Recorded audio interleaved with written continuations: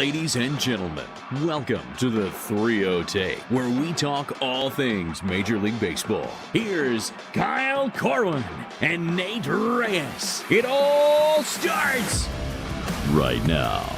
Welcome back to the 3-0 Take, presented by SeatGeek. This is episode 455. I'll be your host, Kyle Corwin, and I'm here with my co-host, Nate Reyes. Nate. Happy December 26th, everybody. Hope everyone got the gifts they were hoping for this year. It was a wild one, yeah? That's a great comp. Well, the comp of it being the day after Christmas is great. In terms of the gifts that were given out today, I don't know. Interesting gifts. I feel like Santa was a little stingy this year, yeah? Santa was a little particular, a little selective with his gifts this year. That's good. That's a good way to look at it, yeah. I feel like there just wasn't the big blockbuster that really scratched the itch this deadline. Would you agree? I would agree. I would concur. Blame Manfred. Talked about it before, dude. The more teams you let in the postseason, the worse this trade deadline's going to get. Now, okay, I'm glad. I was going to mention this for later, but I'm glad you brought that up. Can we not point out that, I think it's worth noting that there were more teams this year, at least reported, who were buying than selling. It was certainly a seller's market. There were some teams that we were expecting to offload some big names. Those names did not come off the board, but from all reports, from all of what these reports indicated, it seemed like there were many teams looking to fill some holes, and there wasn't much out there. That's what I'm saying. That's the worst this gets. The more the teams that are in the hunt, the more buyers are going to happen. And the more these teams are going to hold on. And then you have these super weird, we'll get into the details of a lot of these trades, these super weird lopsided trades where you're like, how is it that these prospects went for just this name? And how you couldn't go and get this name with those same prospects. So that's what I'm saying, is that like all the leverage is from these sellers because there's only a few of them. And they can pretty much have the pick of the litter at what prospects they want, because some of these teams that are buyers are going to be desperate enough to give it away. And that's what you're going to get. But I think I maybe I should have clarified. I guess what I was trying to say is I was surprised at the reported interest regarding the number of teams across the league, because we had talked about this ahead of the deadline. We're like, this is a side effect of the expanded postseason. Is that, and we had speculated that this might end up being the case at the deadline, which it's my personal opinion that it didn't happen, is that because of the expanded postseason, you were going to have more, like presumably over half the league, more than half the league sitting on their hands going, well, we're kind of fine with where we are. Mm-hmm. Let's just sit tight and see if we can scrap by with what we have. Again, I from what I could tell, it seems like there were some active GMs, there were some active front offices, but there just wasn't the asking prices of these few select teams that had the golden goose, if you will, or gooses, whatever. The Geises, they weren't willing to give up. So I don't know. It's hard to say how the expanded postseason affected this particular deadline this year. Yeah, I think we're on the same track. Just different parts of the train. How would you get in on this as well? 1 to 10, 10 being the most insane deadline you've ever seen, 1 being you would have been better off taking a nap. How are we ranking this deadline, Nate? How are you ranking this deadline scale of 1 to 10? 3. Really? Yeah. Hold on. So you prefaced right from the jump, you thought that AJ Torres in the chat says 6. Andrew says 5.5, kind of right there in the middle. You, off the jump, you were like, some pretty good gifts from Santa, no? And then you you rank it at a 3. I said, hope your team got the gifts you were looking for. That's what I said. Oh, I thought maybe you mentioned something about there being some decent gifts. I personally think that this Christmas sucked. You think this Christmas sucked? Man. But just look at the names that are still around that stayed. And Spencer says 4.5. It seems like people are kind of in agreement with you there, like a subpar. That's what Manfred Baseball has created. This hope. This level of hope. I'm going to turn a corner here. I'm going to use this deadline to turn a corner. I'm going to stop and I'm not saying you are. I'm just saying personally, I'm going to stop blaming Manfred for the decisions or indecisions of these GMs, because say what you will about the postseason, these GMs, they're grown men. They can make decisions for their organizations if they so choose. And a guy we talked about last episode, somewhat at length, Dave Dombrowski. I don't think Dave Dombrowski is going to let an expanded postseason dictate or determine how aggressive he is. That's not the GMs that are being affected. That's true. That's true. Yeah, he's more so immune to that, and there's probably a handful of others that are immune to that. But AJ Preller being one that seemingly doesn't care how many teams are in the postseason or not. He's going to go out and unload everything that he has to get what he can. But we'll get into sweating bullets if I'm a Padre fan. We'll get into that. Before we get into it, gotta hit on the chat one more time here. Drop the name of a player that you want, whether it's like the blockbuster name or somebody else. Name a player that you wanted to see moved, whether it was from your team or elsewhere around the league, that didn't get moved. Because we just talked about, there seemed to be a lot of interest, a lot of desire, I guess you could say, on the part of many of these organizations that just couldn't land the deal because I guess you could chalk it up to asking prices.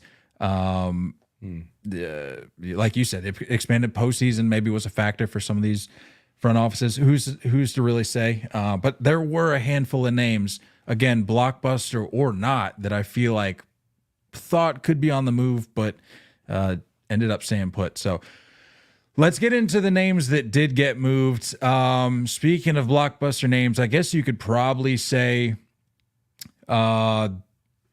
this was one of the biggest, if not the biggest moves to hit the dash today. Jack Flaherty being sent over from the Tigers. I think the Dodgers. The fact that everyone's freaking out about Jack Flaherty, it should show and tell you how underwhelming this deadline is. I mean, to that point, there were a handful of guys that I don't even think have played this year who were being traded, and that's what a lot of the commentary was on today. So that, in addition to what you just said, talking about Jack Flaherty possibly being the highlight here, combine that with the fact that some of the guys that were moved haven't even played this year. Yeah. That to me sort of speaks to what kind of deadline we had. Yeah. Tells me that, why am I forgetting the last name? That Skubal, Snell. Who was that last lefty starter that was rumored? You say, sorry, I was reading a comment. You said Skubal, Snell, Crochet? Crochet, thank you. Yeah. Sorry, long day of work. I think the fact that like those three names stayed put is it speaks to how important it was for the Dodgers to get Flaherty. And because there's kind of a drop off when you look at other names, other teams. I think the partial sell of the Rangers with Lorenzen, but holding on to a Nate Eovaldi tells me that there's like this cautious selling going on. There wasn't that many starters, a very high asking price, and this was an important move for the Dodgers. This was a big move. I don't remember. I remember Trey Sweeney being a part of that. One of the prospects. That's just me remembering him as a prospect as a Yankee. I don't remember who the other prospect was, but yeah, it was a good move. They needed it. They needed to shore up the rotation. I'm not on the Flaherty train. Is that okay? No, I'm with you, and not to. I'm not trying to be like mean about it. But no, not trying to be a hater, and not to spoil something I was hoping to maybe wrap up today's episode with. But in terms of predictions of deals that we think may or may not age well, I kind of chalk this up under one that might not, because and I know he's a year removed at this point, and he seemingly has turned the season around, or turned the trajectory of his career around, I guess, with the way this first half has gone. But I just don't know if the reason Jack Flaherty struggled post deadline last year when he got sent to Baltimore was maybe an expectation thing. I don't know if that's what I'm saying. Was, like, I mean, not to get political here, but I think to that clip of Trump when he's like, no, turn those lights off. They're too bright. Like, is that, I don't know. I genuinely don't know. Like, is that something that Jack Flaherty struggles with in terms of expectation or demands that are required of him in whatever role that he fits in? I would think, given the rotation that he's slotted into, those expectations probably aren't going to be very high, nor should they really be, assuming they can get some guys back healthy and in the swing of things. It's still LA, though. Regardless who's around you, those spotlights exist. Whether or not they're on you or if the guys around you, they are there and they are on and they are bright. So that's something to consider. But going back to your original point, this ends up possibly being one that may not, we look back and may not end well. The only thing at play here that could determine the direction of that take or that prediction is that he'll be heading into free agency at the end of this year. So he could maybe use this as an audition for the rest of the league, assuming going back to those spotlight, the eyeballs are going to be on him every start that he makes from here on out for the Dodgers. Yeah. So it'll be interesting. That's what makes me nervous for him, because I just don't know if it's the pressure that gets to him or what. Home though, isn't it? It's from California. Yeah, he's a California kid. Yep. Going home. And I don't know if you saw, but I saw I think, was it his mom posted a picture, and it was going viral of him as like a little baby, and he's like decked out in Dodger stuff, and they're like, all right, let's roll. I mean, we seek these out so much now, don't we? Yeah. I mean, I'm not saying that that's gonna lead to anything. I'm not gonna say he's gonna turn into a Hall of Famer once he touches down in LA, but just a nod to the fact that he is going back home. So because it was that picture that always makes its round each year on social media. The picture of him from high school. It was him. Was it Giolito? And then Fried? I think it is Fried. Is it Fried? There was like a three-headed monster for their high school, and I can't remember who that. I thought it was a Brave. There's a third guy there. So yeah, I mean, I just we'll see. It's safe to say this was the headlining move for the Dodgers. Yeah. I think I'd be a little bummed if I'm a Dodgers fan. See, I don't know if I would say that. If this was the only supporting move that you made, then yes, I would be a little bummed. But I think when you combine it with the fact that they picked up Tommy Edman, who I'm personally a fan of, I like his game. I like the way he goes about it. And I think that's a name that I was alluding to earlier that hasn't played yet this year. But I think he can still bring you value with positional flexibility. I'm a huge proponent of that. Ahmed Rosario, flexible, and then as we know at this point, Michael Kopech and Flaherty on the bump. I think packaged together, I think those are nice supporting pieces to Overall, an already star-studded lineup? I think all of them combined, I'd give it a B-.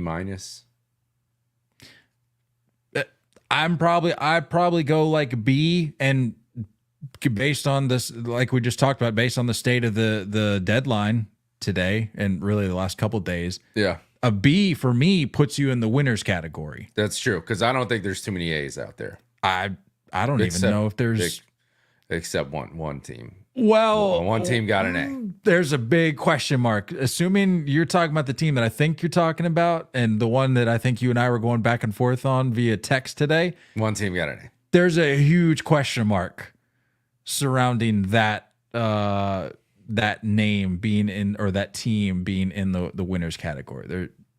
It's TBD. We'll leave it at that. Something's gonna pan out. We'll see. We kind of touched on the other names Dodgers picked up, but all in all, I think packaged together, I think nice supporting roles. O's. Sorry, that's a big dub. That's it. That Yanks Phil's dub right there. Did it just end? It just ended. That's a big dub. I hate it. I hate it. These boys are riding high right now. The lows will still be low. Don't get me wrong, but that's a big dub. The lows will be low. Now no one's gonna see me look over anymore. Cause see, look. Yeah, if you ever see Nate looking over, you know exactly what he's doing. That's all. He's subjecting himself to the pain and humiliation that is being a Yankees fan. But he does it. He does it. You got to give him credit. He does it. Day. He's not backing out. Orioles. Let's talk O's. Oh boy. Kind of a head scratcher of a deadline for the Orioles. They pick up Trevor Rogers from the Marlins. They ship off Connor Norby and Kyle Stowers.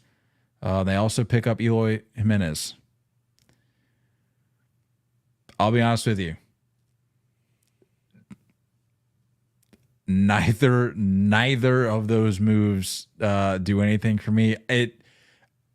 We talk about the positional logjam that they have all the time, and we just got word tonight that they're calling Jackson Holiday up. So we're kind of, I don't want to say we're back to square one with the positional logjam, because they were able to clear up some space a little bit, and I think there's a little bit more clarity now in terms of who's going to be producing where around the diamond. But to have an opportunity, and at this point, I think I'm just spoiling the segment to close the episode of winners and losers. I gotta chalk up the Orioles deadline as a losing spot, because you have a legitimate chance, or had a legitimate chance, to put a stranglehold on the division. This was your division to lose from the jump. But I won't say everybody. Majority of people, I think, felt that, believed that. And I said the same thing last year. I made the joke of, hey, go out and get Trey Turner.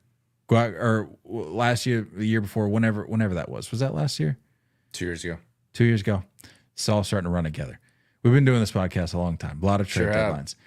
Or a lot of just, I guess that was free agency, but point remains.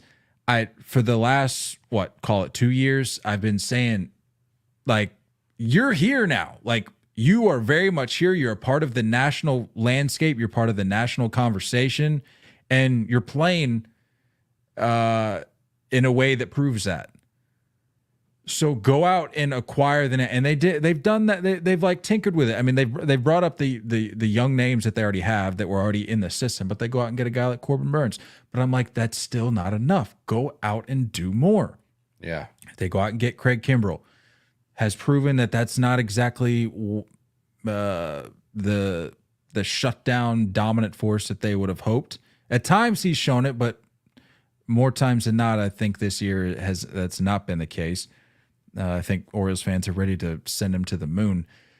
But you had a chance at a mulligan here at the deadline, and I just don't really feel like you did much to shore up or solidify this train that's moving on down the track as we approach October that you're certainly most certainly going to be competing in. So I'm just not thrilled with what the O's did today. Yeah, I think the biggest issue with amongst the O's and I would say O's fans and probably us too, who are just, we're above casual fans. Like, we know names of prospects. I think the hype is just so high on some of these names that we're so familiar with some of these names.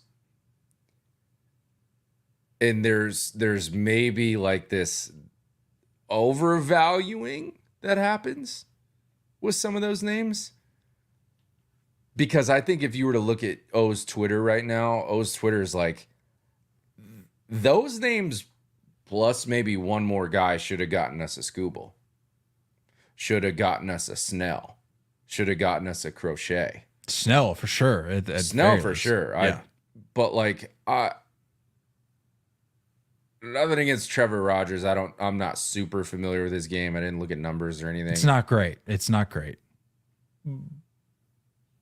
But like these are like some promising names. And I refuse to believe that the Tigers were like, no, it's Jackson Holiday. That's it. That's all we'll take. I refuse to believe that the Marlins said, no, you're not getting Tanner Scott unless Jackson Holiday's in the mix. Do we know what I might be throwing you under the bus here. I'm not sure if you wrote this down. Do we know what Stowers and Norby were ranking wise? Because like I think the perfect Norby was 5. in the O's system. Yes. Right. Number 5. What was Stowers? Got to be top 10, top 15. Let's see. Yeah. Stowers was. Oh, they already updated it. Hold on. Yeah, I was going to say they'd update it pretty fast. I don't know. O's fans are probably yelling at us right now. No, but to your point though, but I think you can look directly at the Padres move for please forgive me, guys. It's been a long day. Tanner Scott went to the Padres, right? Before I put my foot in my mouth. Tanner Scott? Yeah. Yeah. Yeah. With like that was their third, fifth, and like 20 something ranked prospect, right? We'll get into that deal. Number 2, number 4, and hold on. Oh yeah, no, they shipped off that deal included 4. They got number 4, number 5. Oh, I'm sorry, number 2, number 4, number 5, and number 24. So that's what I'm saying is that like I think that's a comparable deal. Because the O's needed that. And maybe there was an equation of like, all right, well, if we have Batista coming back next year, this whole Craig Kimbrell thing was only for a 1-year deal anyway. So like, do we give this up to go get a closer that we already have that taken care of next year? So, but like at the same time, you need this now. And I think you have an entire franchise that's poised to go make a run. But that back end bullpen needs to be shored up a little bit more. And I'm not talking 6, 7, 8 guys. You did great there. Like you did okay there. But you needed a closer. There's a few teams that needed a Tanner Scott. And I'm not sitting here saying that the Padres did the correct thing. But like at the same time, the Orioles have that farm that's able to do that could have done that, and they didn't do that. And at the very least, if you don't go reliever, what exactly were they asking for Scooble and Snell and Crochet? Well, and you're telling me it's that much more? That's what I'm saying. You to your earlier point, you're saying, well, the Tigers, you don't believe that the Tigers looked at the Orioles and said, no, you're not getting Scooble unless you include Jackson Holiday. It's very possible that's exactly what they said after reading the market, after reading the signs from around the league, the trajectory of how these conversations, these narratives, these rumors were headed.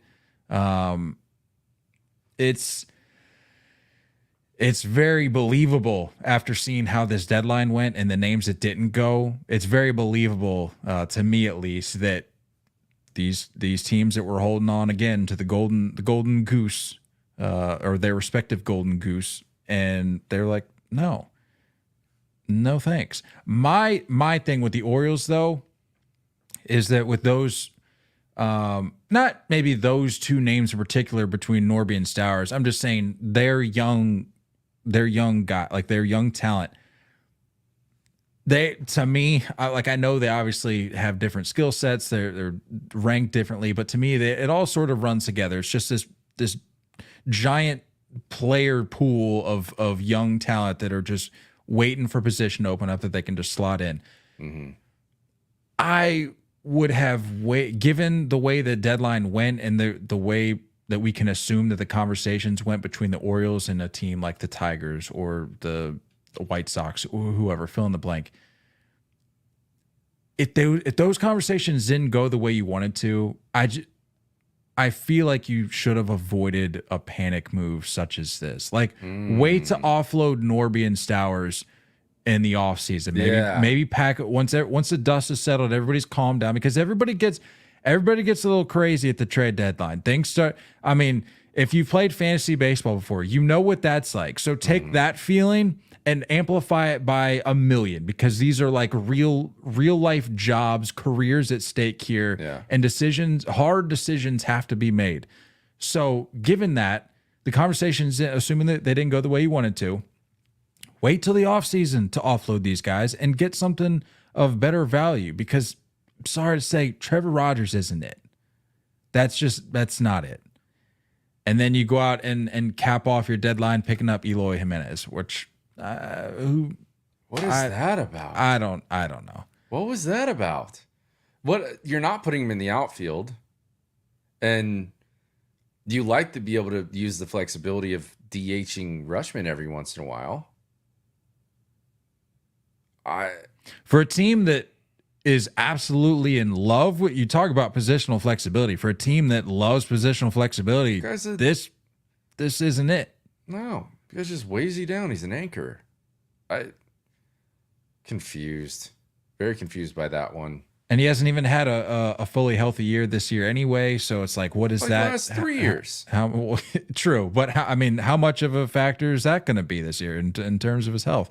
I don't know. I don't know if I would rather use those ABs towards a Rutschman half day off, a Mayo.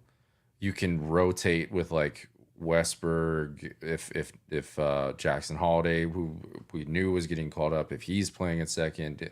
Like, there's a lot that you can play around with, but that just it's almost like an obligation to use that. This was give me a D+ on the Orioles for a grade. This was a very underwhelming, poorly handled deadline.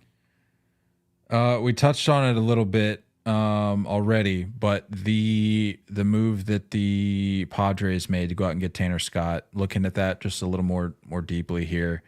We were chatting before we hopped on. Good night, bro. AJ Preller, it was getting, I gotta say, an odd amount of praise post deadline today for this move, and I'm going, have you all forgotten how the deadlines and off seasons have gone for the Padres the last 2-3 years? And what is that amounted to? Don't get me wrong. We talk on this podcast all the time about a balance, though, about wanting GMs and front offices to go for it when they feel they're in a position to take that leap towards the postseason. Whether or not they make it to the other side of the cliff there, that's a conversation for another day. but you love if they're at least realistically in a position to go for it, for them to actually go for it, and they go for it. But to your point, there's a balance. Like he's set that between the contracts that you're seeing on field and I think I read that he has now moved this year 13 of their top 15 prospects just this year. And that is Tanner Scott, Jason Adam, Luis Arias. Is that it? I think that's it. I feel like you're missing somebody. Oh, Cease. Yeah. Don't Cease. So, yeah, that's you've set this organization back 10, 15 years. I don't think that's, I mean, at least 10. Yeah. Think about how long these contracts are going to go for. The Machados, the Bogarts, like these contracts are going to go for a while. Oh, well, Xander's, he's not finishing his career in San Diego. They're either going to offload him, they're going to trade him, they're going to they're just going to release him. I don't know. He's not finishing his contract there. Money and the complete wipeout of your farm. And I understand pushing all chips into the table, and I actually do like what their bullpen looks like. This bullpen looks insane. It's nasty. But something that I was reading was that maybe like don't be so overly nasty in the pen if it can afford you the opportunity to replenish the rotation. Your pen is already in better shape than a lot of other clubs around the league, specifically in your league, in a league that is very tied up in terms of the playoff picture right now. Maybe you should have not invested so much further into your pen and instead gotten something to hold it down a little bit while Yu Darvish is out.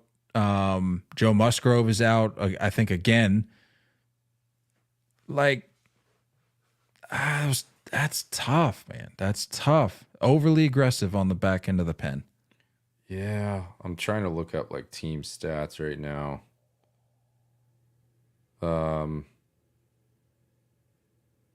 It's kind of hard, but I think balance was the right word to use though, because we in the last couple weeks we've put a heavy emphasis with the deadline and all that. We've put a heavy emphasis on reminding the people that listen and watch that our perspective, at least when it comes to trade deadlines, off seasons, is that you always want to err. Again, our point of view, our perspective is that you always want to err on the side of proven talent. Mm-hmm. You don't want to become such prospect hoarders that you get to a place where you're so reliant on unproven names that you're put in a position to where the future of our season rests on these guys' shoulders, and half of them haven't panned out. You want to offload some of those names while you still can, while those ceilings are still unreached, and while that potential is still there and exists in the national narrative. But the Padres were they're like, oh, you're under the age of like 22? See ya. It's just crazy. It was this was a lot. This was a lot. And I still don't know if they have what is needed. I don't know if they're fully complete. It's hard to say. It depends on, Musgrove coming back, depends on the Yu Darvish thing, which I actually just learned about today. I didn't even know why he's out. But yeah, man, they need things to go well, and it needs to happen this year. He's gone. Preller is going to be gone, and this team is going to be. You remember when the Marlins first moved to Miami, and it was like the Jose Reyes, the space, and who's the knuckleballer? Oh, R.A. Dickey? R.A. Dickey. They had like some names that they all just like, it was like this 1 year of like, let's get all these guys. And then quickly, you're talking about the rebrand when they rebranded. Yeah. Where they, and then it just like dissolved after a failed season. If the Padres don't come, it's literally a trophy. Like it is now a trophy. You've wiped everything out, bro. You've wiped everything out. Otherwise, it's going to be a sell-off and pennies on the dollar because no one's going to pick up some of these contracts. Yeah, not wild about it, and it's like you aimless said, buying. Yeah, I think I was impressed after the first batch of moves that Preller made. I was like, oh, this guy just doesn't care. He's going for it. But then it's like, okay, this is just your MO. Like this is, and it's not. It's and not to keep bringing up Dave Dombrowski, but it's like it's not in a Dave Dombrowski style like that. He's more calculated. It's reckless. This is reckless. Very much reckless. And I'm like, okay, that the degree that I was impressed with, at the jump at the start of all these flurries of moves that he was making, it's gone now because it's like, okay, well, we've seen how poorly you've handcuffed your team at this point that it's like, what are you really doing? Do you even know what you're doing? Is he like the head of baseball operations? Does he not have to get greenlit by anybody for these things? It's hard to say. These GM, CBO title, like I get so mixed up in who's what. Let's see here. President of baseball ops and GM. Yeah. So I suppose he doesn't have to answer to anybody. Hard to imagine him having to get the green light. I feel like they're still recovering from the Soto trade.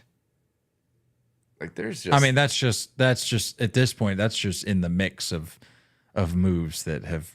Goodness, bro. Whatever. Good. Think about the names that they offloaded in that deal. Yeah. My goodness. Moving along here, the Braves acquire Jorge Soler and Luke Jackson, bringing back some dudes from the glory days. AA's just like a rinse and repeat kind of guy, isn't he? Yeah. Well, they offloaded Tyler Matzik, old nutsack. Yeah, that one, as he's lovingly called. That one hurts a little bit. I'm like, I could really get on board with this whole callback to what was that, 2021? If you kept him along for the ride, because I'm like, think about it. Duvall, Rosario, Soler, Luke Jackson. If you would have kept Matzik, that would have been great. And then I saw some Braves fans, whether seriously or not, recommending they bring back Jock Peterson. I'm like, if you do that, you're there. Run it back. Of the realistic options that you could bring back, you're there. So it's just weird. I still don't who's playing left.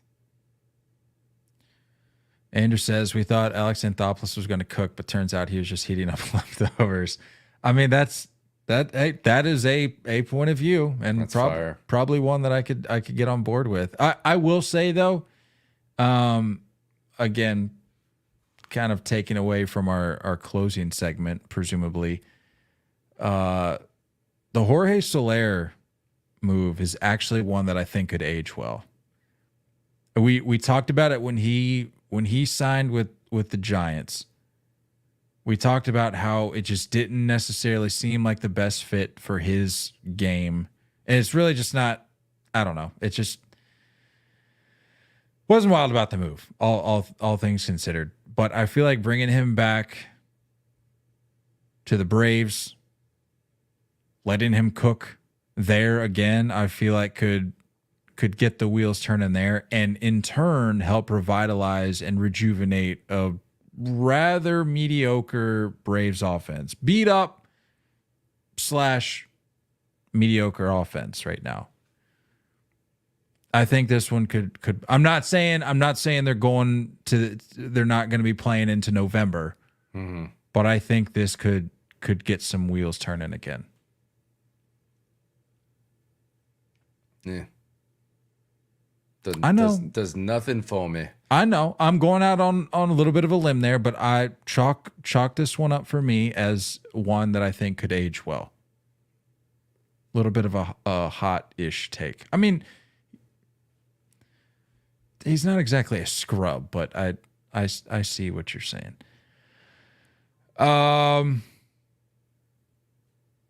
Gabriel says Braves can't give up anyone because anyone that's worth a damn is hurt. That's true. And while we're on the subject here, I was thinking more about the continued take that I've had over the last couple weeks now about you better not let the Braves finish ahead of you in the division. People saying, well, the Mets, don't let the Mets finish above you in the division. And all these Braves fans being like, whoa, we're just beat up. All right. I was thinking about it some today, and I came to this conclusion, this rationale. Take the fact that you're beat up, Braves. Take the fact that you're beat up. Match that with the fact that the Mets, again, I'll say it's on blue in the face, were not expected to compete this year. That leaves your quote-unquote leftovers up against the Mets' quote-unquote leftovers. You should be beating that team. Your beat up team should be beating the Mets 10 times out of 10. And I'll stand on that hill. I'm not going to die on that hill because I don't care enough about it to do so. But what are we really talking about here? Let's not use the injuries as an excuse. I recognize the names that are on the shelf. But let's not act like you're trotting a little league team out there, okay? That's what is this outfield? Kelnick, Laureano, Duvall, and Soler? What year is this?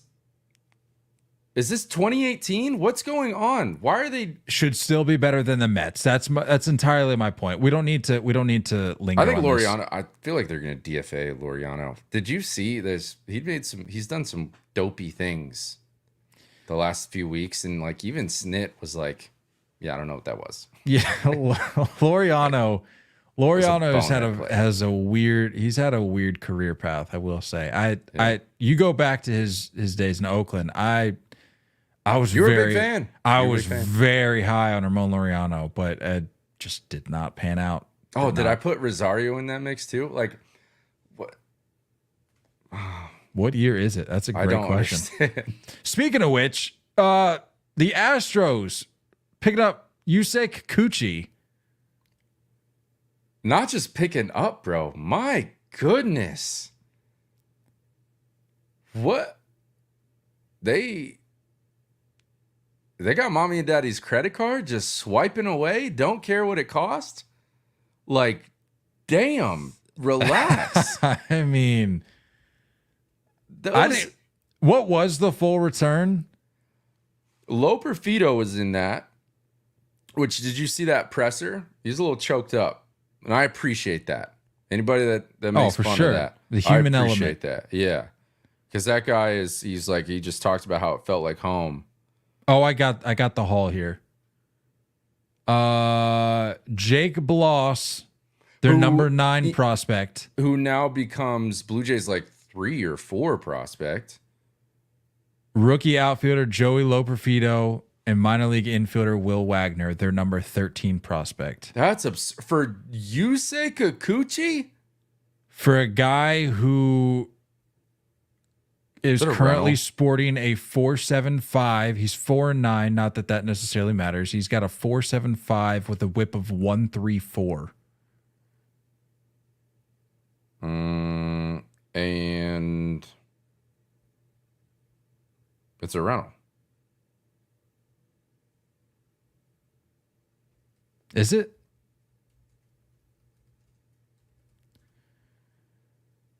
No, year and a half. No, after this year, it's a rental. It is a rental. He's a free agent 2025. What are we doing? What are we doing? So, I'm telling you, some of these GMs just made moves to make moves. This is stupid. This was a ridiculous overpay. Yeah, this was chalk this up as the Astros being a loser at this deadline for that move. You and that needed move a alone. first baseman. What is that? You needed a first baseman. That's trash. I would have felt better about the Astros had they gone out and gotten Josh Bell and just called it a day. Right. Yeah. I mean, it would have been nice to get a starter, but like if you walked away just picking up Josh Bell, okay, we're not sitting here chalking up as losers at the deadline, but this overpay was hideous. It's ass. That's an F.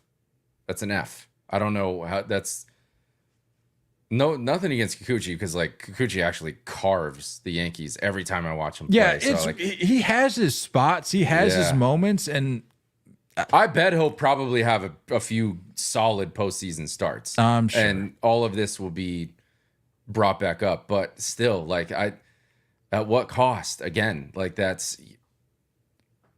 I wouldn't have done that 1-for-1 for what was the prospect, the pitcher, the fourth ranked? What his name is? For the Hall, you mean? Yeah. Gas. Oh, Bloss, Jake Bloss. Yeah. I wouldn't have done 1-for-1 for that. Good on the Blue Jays. No, I agree with you. Yeah. Good job on the Blue Jays part.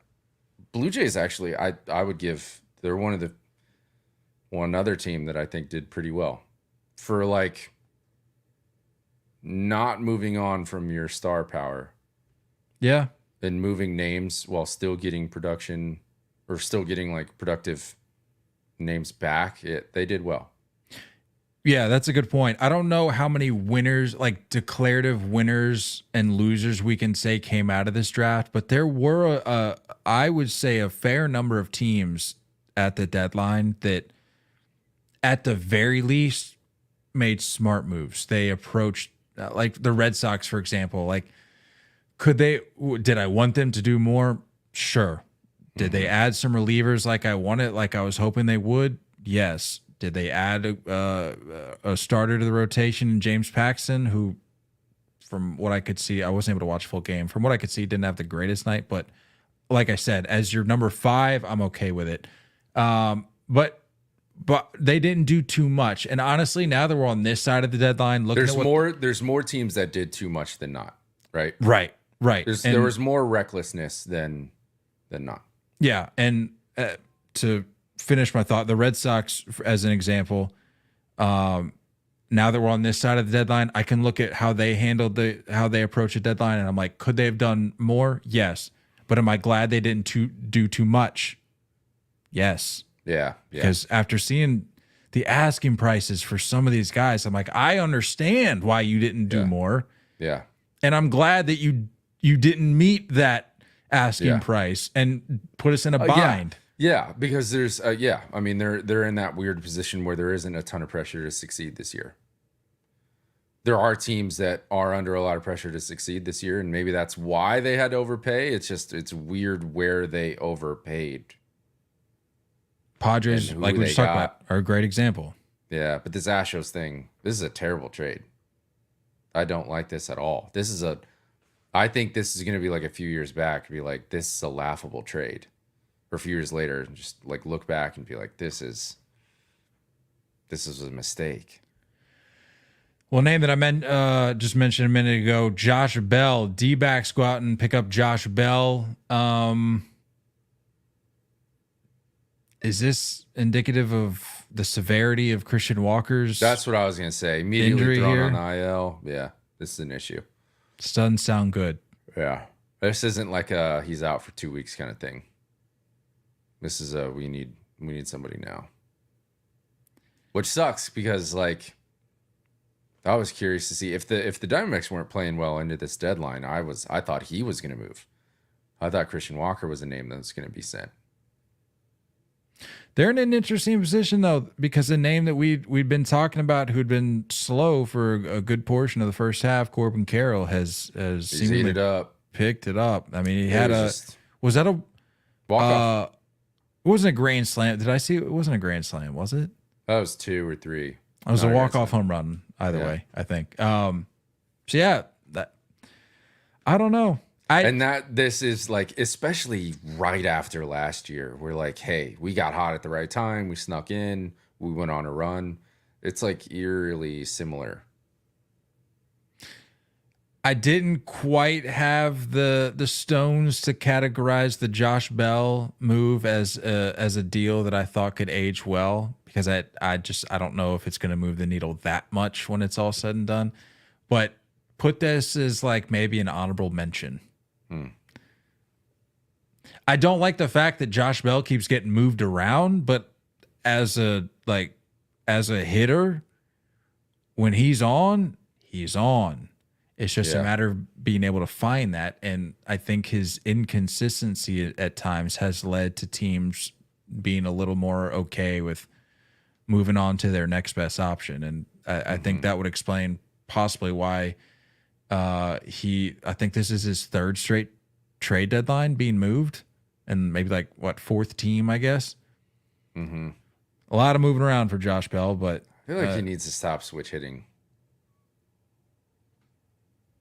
I think that's a problem. It's hard to say. I don't know. Whatever. They didn't do anything else, did they? The Diamondbacks?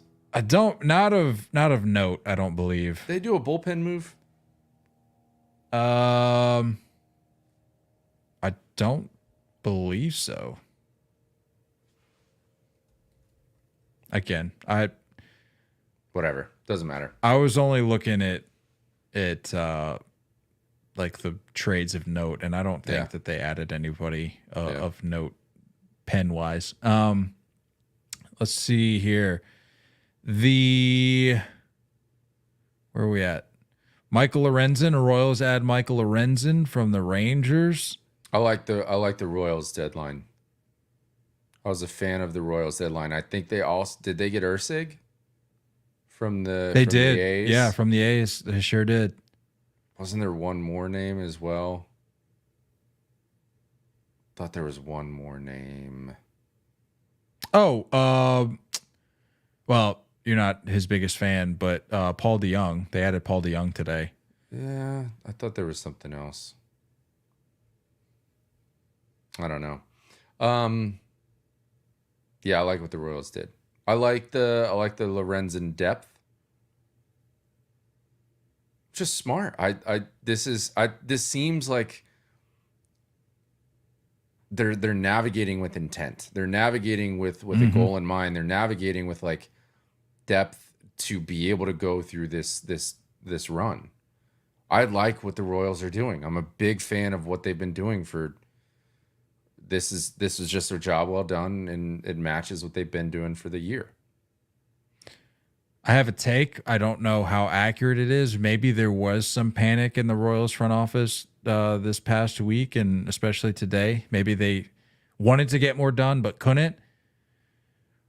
But I'm going to look at the glass half full here for the Royals. I'm going to look at this as the Royals saying, we did what we needed to do in the offseason. We're playing up to our standard right now. We're in a position to make the postseason. And we're comfortable with who we have in this clubhouse right now. So we don't need to do a whole lot more. And that's how I'm going to go about my day, thinking that the Royals, how they handled this deadline, because plug some, I don't even know if you could say really holes, just added some depth here and there and keep on moving. I think I'm with you. The Royals had an all right deadline. I like what they did. What else we got here? The Guardians adding Alex Cobb and Lane Thomas. I like the Lane Thomas move. I don't think Lane Thomas gets enough love. He sure doesn't. You're in that area. You see it. They know around here what value he brings to the table. Yeah. And having being in the area myself, I'm familiar with the conversation that surrounds that name, but hopefully he has a chance now to put it on a bigger stage. Alex Cobb is just to eat innings, I think. It's like a Paxton move the Red Sox did. That's what it feels like to me. Which I kind of like. This was like one of my underrated picks. I'm not going to maybe chalk it up as one that I maybe think ages well, but it's an underrated pick for me because at this stage in the game, you can probably safely say now that we're at the point of the season, we're at the threshold where you need to keep guys healthy. You need to keep them on whatever schedule they need to be on in terms of arms and who you have in that rotation. And having a guy when Cobb is healthy, I mean, I know he's had some issues. When he's healthy, he's pushing 30 starts a season, like almost every year. Again, when healthy. So having a guy who is known to eat innings, that's huge at this stage of the season when you're trying to solidify yourself in the division as well as bigger picture wise the postseason picture. I think this was a smart move for the Guardians. And I think I heard today that he stayed with the Giants, they were going to activate him for a start, I think this week, but I have since heard now that the Guardians are going to keep him down for a rehab start and then bring him up, which I think that's smart. If you're not paying attention to what the Guardians are, look out. I'm thoroughly worried to see them in the postseason. I think every team should be very worried to see them in the postseason. I would not be surprised about an ALCS appearance. I really wouldn't. Yeah. With the way they play at home, I would not be surprised. Good move. I like that. That's a take. I like the Lane Thomas move. That's a take. Yeah. I like it. Let's see here. Bear with us, folks. We're not going to obviously be able to get to every single trade here, but I'm just trying to go through the list and make sure I touch on the notable ones. A team that was active over the last week or however long plus, the Mariners, they did add Justin Turner, traded for Turner from the Jays. First base, sounds like. Yeah, I believe so. But I'm not gonna crucify the Mariners over this deal because they made other moves before this to put them in a position where they didn't have to have so much pressure on themselves on actual deadline day. They took care of some holes leading up to this, so I'll give them a pass. Let's see what else we got here. Frankie, that deal, I don't know if we're going to get to it, so I'm just going to bring it up now. That deal makes me wonder how expensive Yandy Diaz was. Because I really thought Yandy Diaz was going to get moved. And the Mariners, the Astros, and the Yankees, you could argue Red Sox too, all needed a first baseman that could also slot at third, could DH, and has pop. Yandy Diaz just bangs. Like, that's all he does is hit. I'm kind of surprised that he didn't get moved, and I wonder if it was too expensive. I wonder if the Rays were asking for a little too much. But that's what that Turner deal makes me think, because that probably would have been my first choice if I'm the Mariners. Well, correct me if I'm wrong, but I feel like, again, to use the analogy from earlier, the golden goose issue that seemed to be the case for the White Sox with Crochet, the Tigers with Skubal. That golden goose thing mostly surrounded pitchers. No, like I think for the most part there wasn't any real. I mean, I guess you could say Vladdy, but I think the Blue Jays made it clear earlier rather than later that we were all dreaming. Yeah, I don't think that they thought that was a thing, but maybe the Rays looked at how the deadline went today, and they're looking around going, the asking price, whether for position player or pitcher at this stage in the game, seems to be high across the board. So let's not cave and get something less. I think overall the Rays still had a good deadline. If we panic, yeah, I think they still did well. I think so too. I'm just surprised that Yandy didn't go, and I'm definitely surprised Fairbanks didn't go for the amount of teams that needed relief help. I'm surprised. Frankie Montas to the Brewers. I know you have mixed feelings about Frankie Montas. Every time I see that guy start, it looks like he's put on another 15 pounds. Yeah, it does. Man's has gotten big. And that's always an interesting factor at play to see how it affects it. Some guy, I mean, I know CC is like the classic example, but like some guys, it legitimately helps. Some guys, it's just not the case. Where did he go? To Milwaukee. In division, huh? I think the Reds dropped the ball a little bit. I mean, the Reds, who did they get? They got Ty France. Really thought India was going to go. Yeah. I know that was a guy you wanted. I wanted him bad. I feel like he would have been a good fit there. Perfect fit. Oh, well. I don't know. It seems like Jazz Chisholm is doing just fine. Yeah, but he's still not a leadoff. We're not putting him in leadoff. Traded for him as a leadoff guy, and he's not in leadoff. He is doing fine, though. Where am I at on my list here? Mark Leiter Jr. Any thoughts on that for the Yankees pin? Crazy. Just flew in to Philly tonight and pitched in extras today and did well. I would love to get a behind the scenes like vlog, right, of a guy that gets traded on deadline day, makes it to the ballpark, assuming they're like across the country, and actually plays in said game.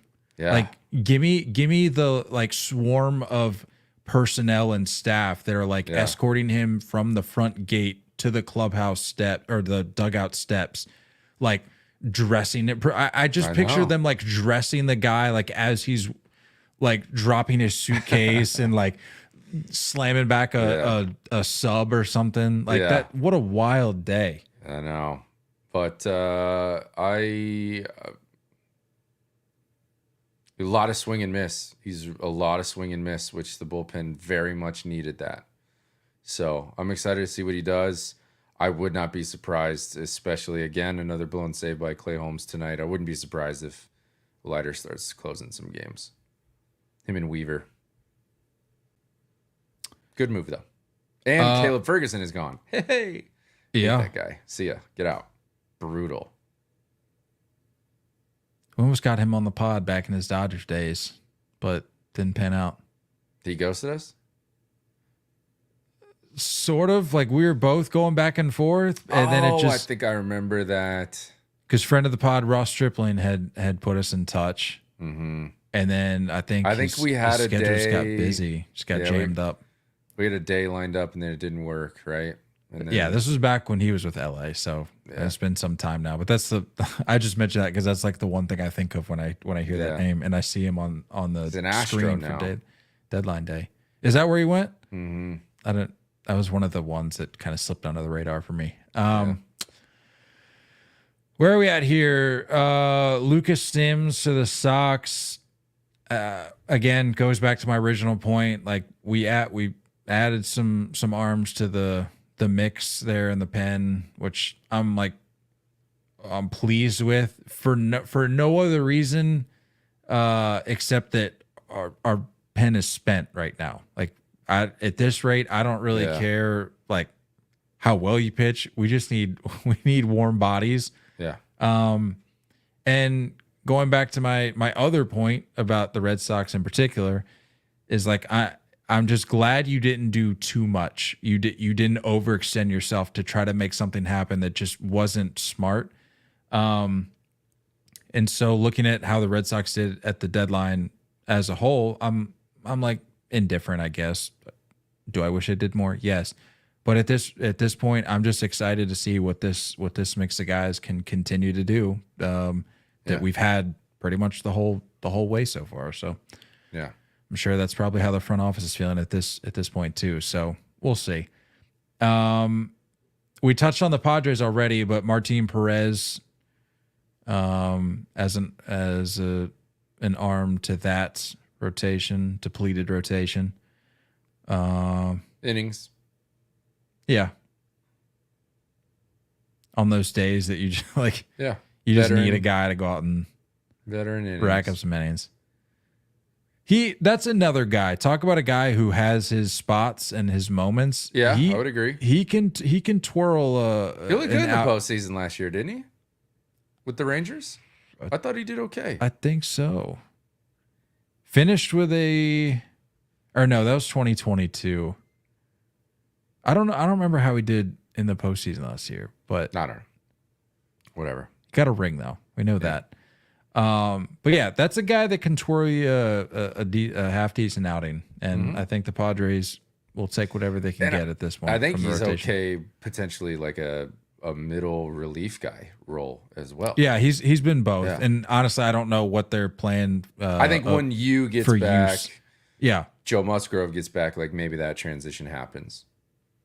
yeah, I don't know. Like I said, I don't know what their plan of use for him is, but he has done both. He's started and he's gone the long relief route. So we'll see how they use him.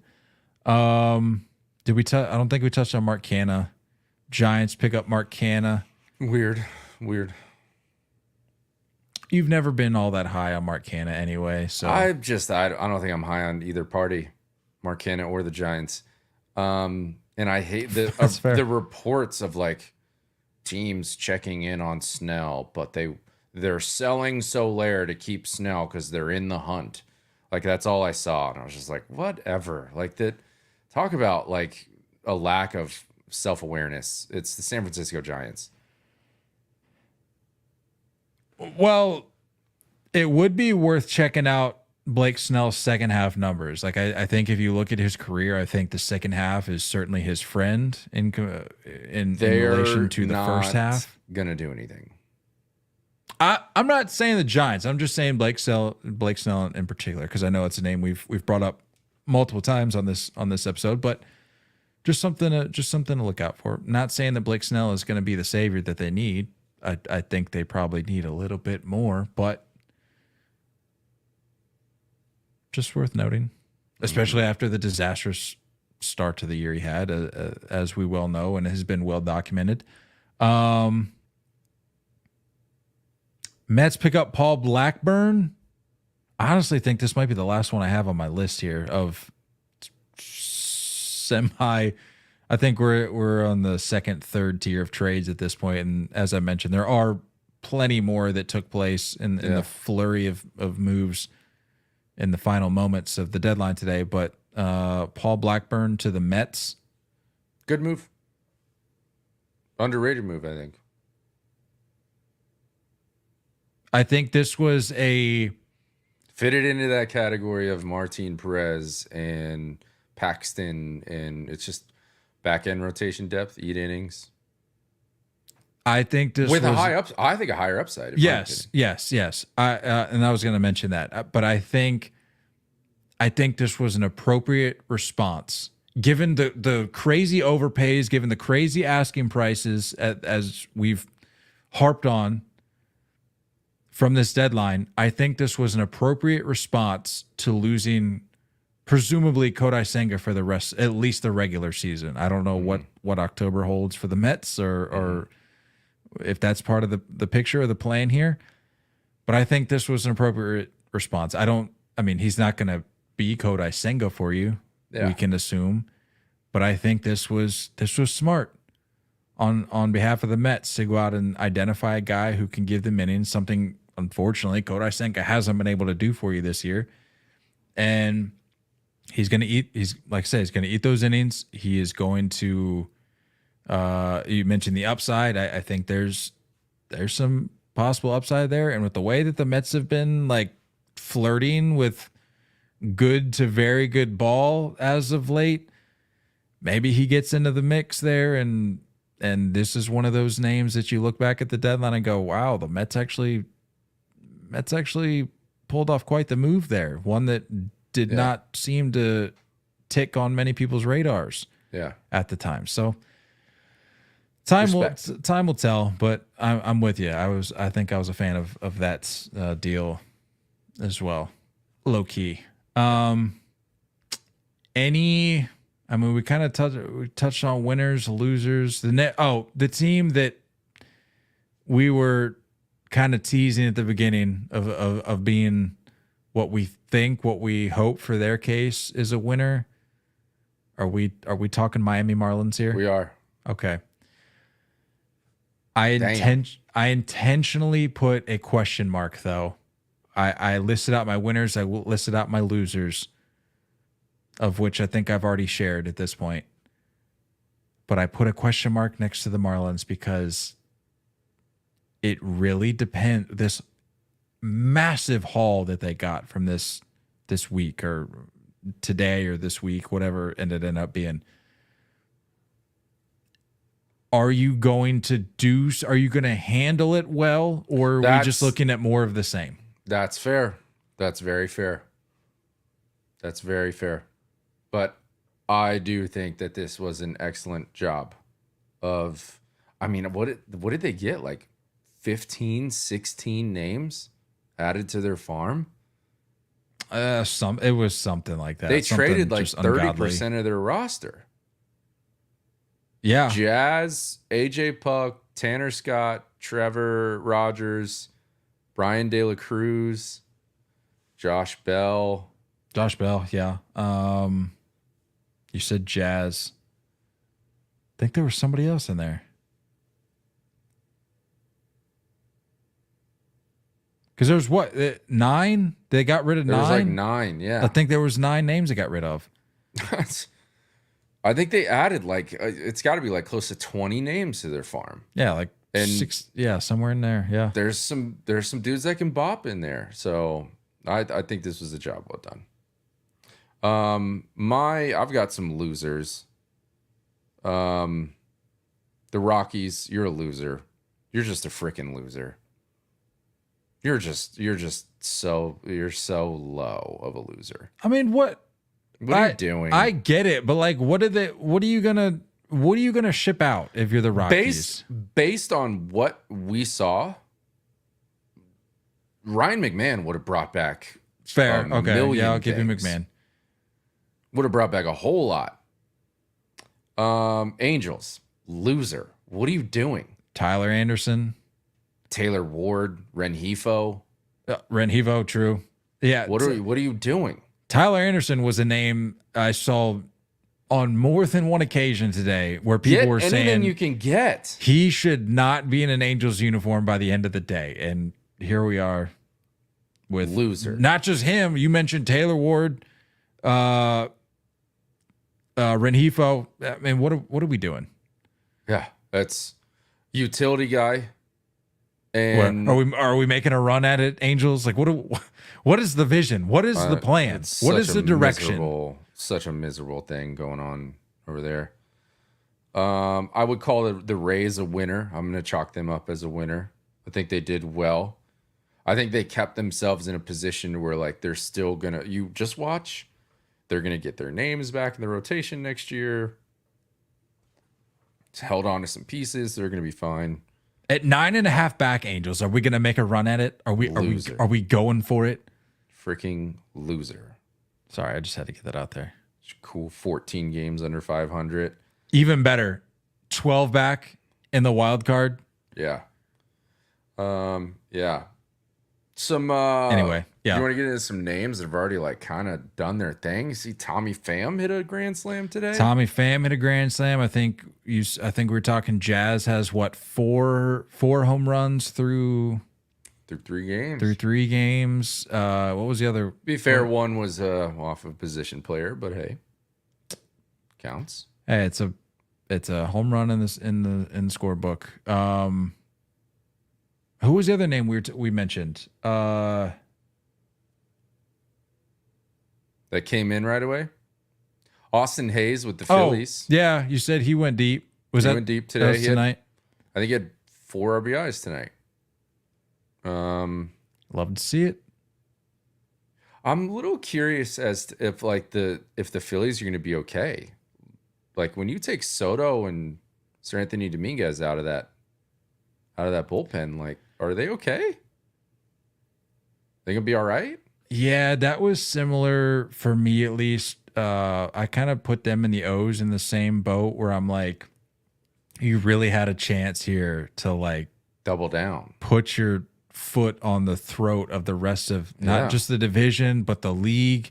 Yeah. And I mean, they got the best team in baseball. So clearly whatever they've done to this point has worked.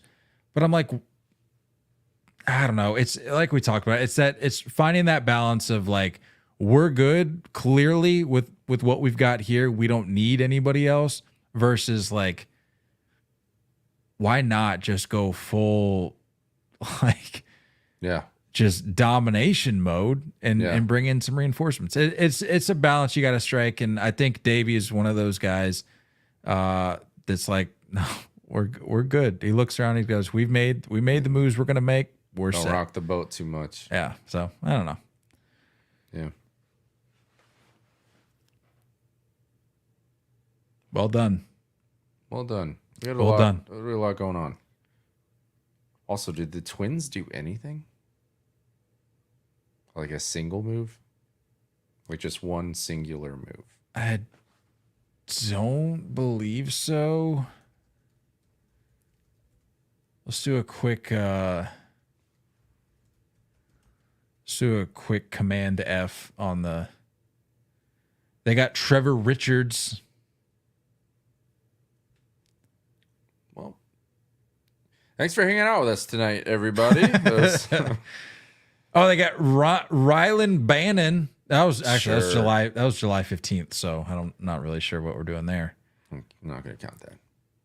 To be fair, they got him in exchange for unknown compensation. So, heyo, nice. Talk about rocking the boat. Yeah. Thanks for hanging out with us, folks. This was fun. Apologize again. We weren't able to get to everyone, but I feel like we covered enough of the trades. Got the big ones in depth to hopefully give you some things to chew on as we, I don't want to say enter the unofficial second half, but as we now are on this side of the trade deadline threshold, now we go. As you remember, there's no like second deadline. There's no like weird waiver thing now. No, yeah, that's gone. So like this is it. Now we go. Whether your team made the moves you're hoping they would make or they didn't, who you got is who you got. So now we go collectively. All teams are now a go, and we'll see how these postseason pictures shake out. We've mentioned the National League is very, very clogged right now. That wild card race is still just a headache to try to sort through. And then you got some races in the American League that are going to be interesting to keep an eye on, and going to be very intrigued to see how these additions / subtractions at the deadline affect said races. So appreciate y'all hanging out with us. This is going to serve as our second episode of the week, so you guys won't hear it because we did a deadline update on Sunday, right? Sunday. Yeah, so this is our second episode of the week, so you won't hear from us until next weekend. So Sunday. Enjoy the rest of your week of baseball. That's all I got. Quick note. I think James McCann is a real tough SOB. But I did catch a few highlights of the women's rugby going on in the Olympics, and all of them looked like that. So how tough is he really? You know what I mean? That's a valid point. That's a valid point. So, that's all I got. So don't go chasing curveballs. Well said. We love you all, and as always, looking forward to talking more baseball with you guys soon. Until next time, stay